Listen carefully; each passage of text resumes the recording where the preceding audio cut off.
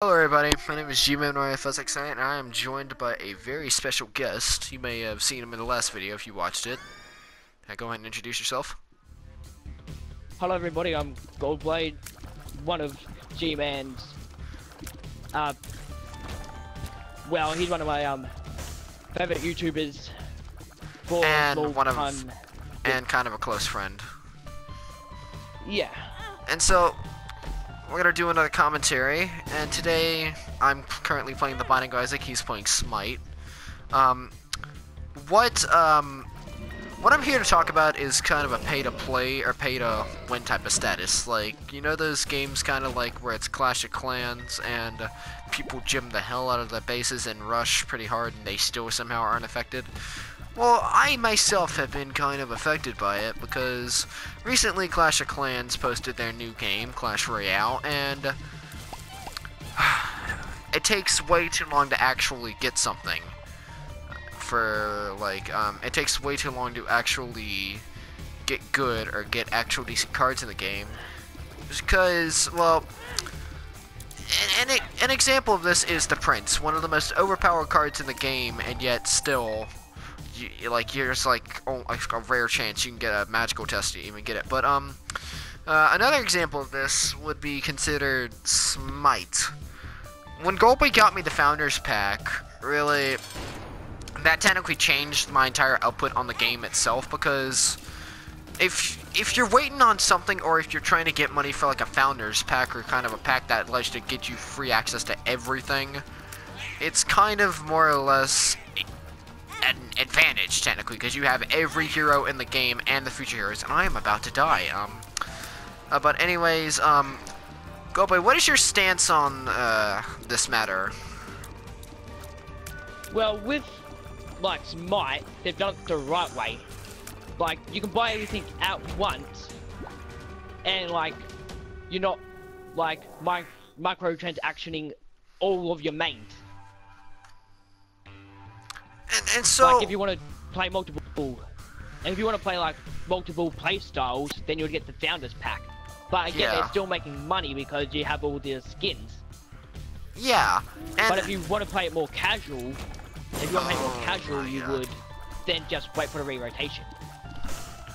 But if you want to play more casual, Smite kind of did it right, because you're technically getting a good deal with the Matarasu coming in and a new hero soon to be released.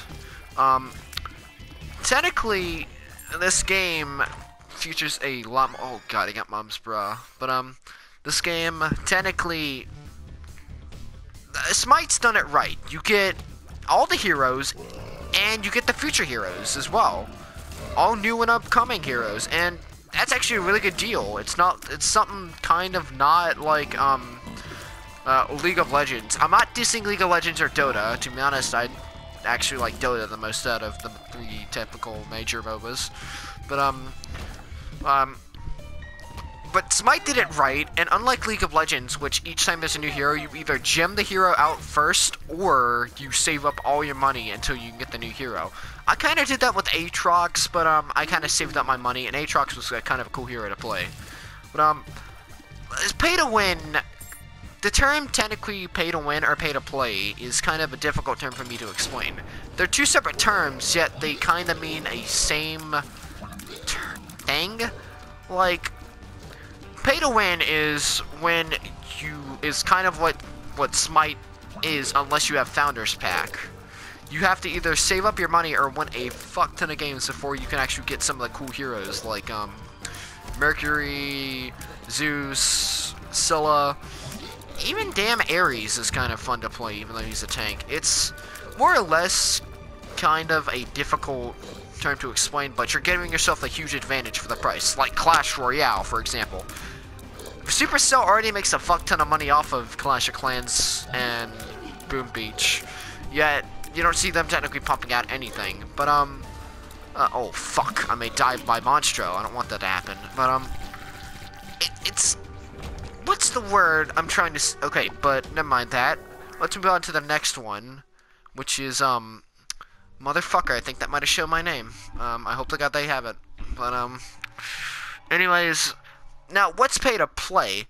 Pay to play is kind of more like a WoW subscription type of thing, or something like that. You pay, you get subscription, you can play. Now, I didn't really have that much experience of a pay-to-play type of thing. Goldblade has probably a crap ton of experience, so Goldblade, why don't you explain this one? Yeah, well, basically bringing up WoW and other, like, MMO type games where you can play like the small majority of the game, like the first like 30 to 45 minutes of the game, completely free.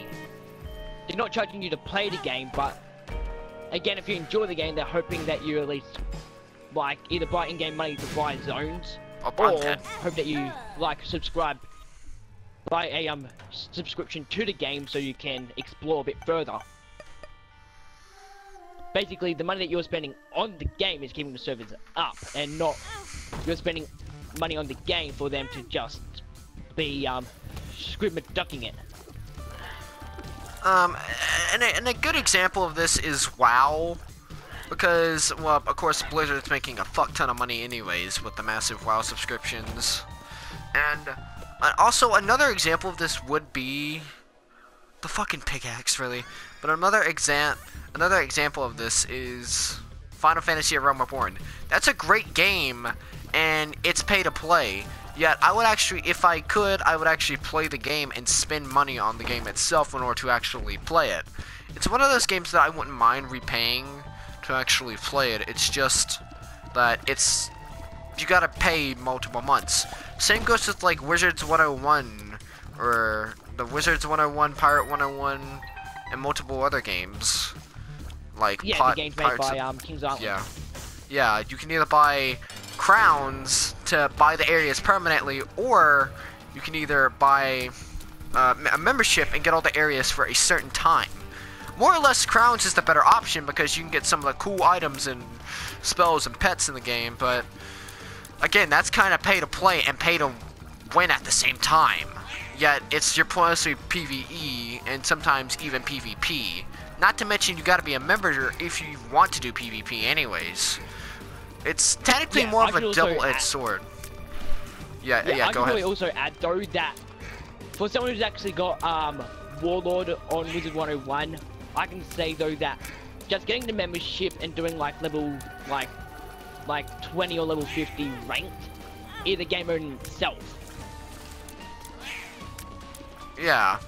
And one of my favorite tactical ones, like Pirate 101, I actually like that game. It's more of a great spin-off with the companions and a leveling system. It's kind of like an MMO Fire Emblem at times, where people can actually join on and help on. It's also not that bad of a PvP standpoint, but the only problem is you don't really get to explore that much. The only thing you get to explore is technically the first dungeon, and unless you buy crowns, you're technically screwed otherwise.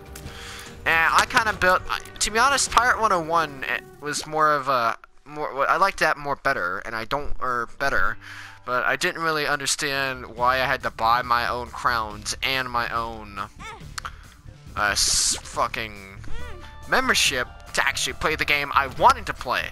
Some of the games that I actually like and are really cool and technically aren't pay to play, but more or less pay to win because they lock some of the cool powers and things, is DC Universe Online.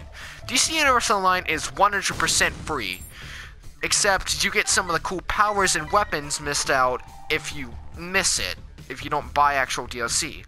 That's more or less kind of a thing that I don't really like, because I've only bought in the light power, and I like light just the way it is, and it's a really powerful tool and all, but I'm technically paying my own money.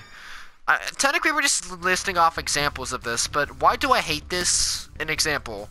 Because I'm spending money on something that I can either play more of, but only for a limited time, or something that I can pay and give myself a huge ass advantage, or other people can play and get a huge ass advantage against me.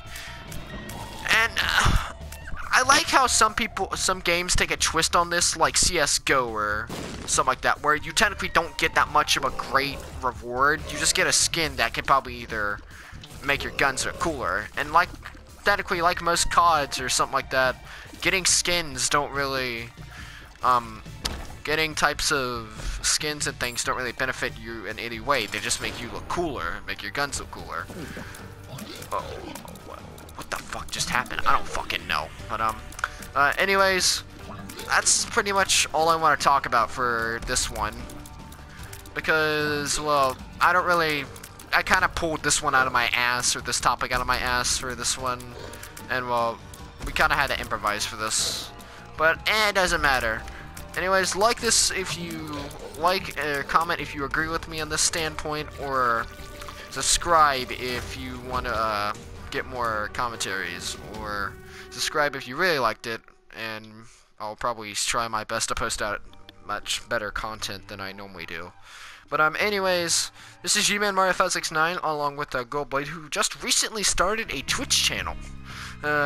Please tell them the Twitch channel, if you, or your Twitch name, if you yeah, can. it's Goldblade_games, the same as my PSN name. Yes, follow him, and also I have my own Twitch too, G-Man Mario 5699. If you want to watch us live stream games sometimes, go over there and follow us on Twitch. Anyways, I'll see you guys later. G-Man Mario 569 out.